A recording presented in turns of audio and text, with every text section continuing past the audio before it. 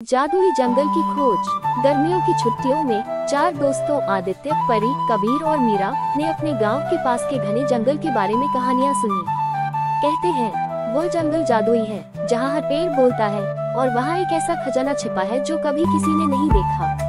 एक दिन उत्सुकता और साहस से भरे ये चारों दोस्त जंगल की ओर निकल पड़े। जंगल का पहला राज।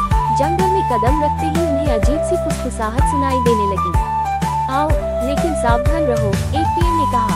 हर पेड़ की शाखाएं हिल रही थी, मानो वे बात कर रहे हों। कुछ दूर चलने के बाद उन्हें एक पत्थर की पटिया मिली, जिस पर लिखा था, जो खोजता है वही पाता है, लेकिन गलत राह पर जाने वाला हमेशा खो जाता है।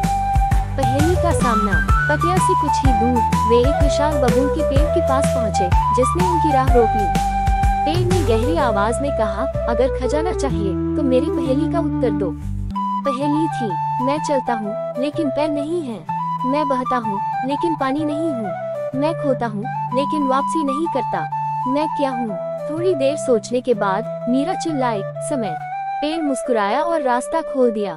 दूसरी चुनौती। आगे बढ़ते हुए दोस्तों ने देखा कि जंगल घना और अजीब होता जा रहा था। अचानक जमीन के नीचे से जाल उठाया, जिसमें कबीर फंस गया। पास ही एक बूढ़ा वृक्ष बोला, अगर उसे बचाना है तो मेरे सवाल का उत्तर दो।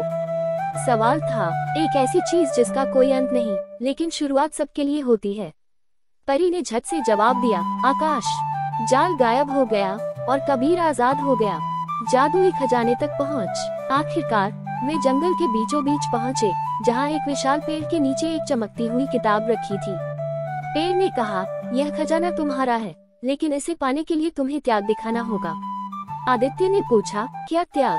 पेड़ बोला, तुम में से किसी एक को इसे अपनी इच्छा से छोड़ना होगा। सभी ने एक दूसरे की ओर देखा। तभी कबीर आगे बढ़ा और बोला, मैं त्याग करता हूँ, मेरे दोस्तों को यह खजाना मिलना चाहिए।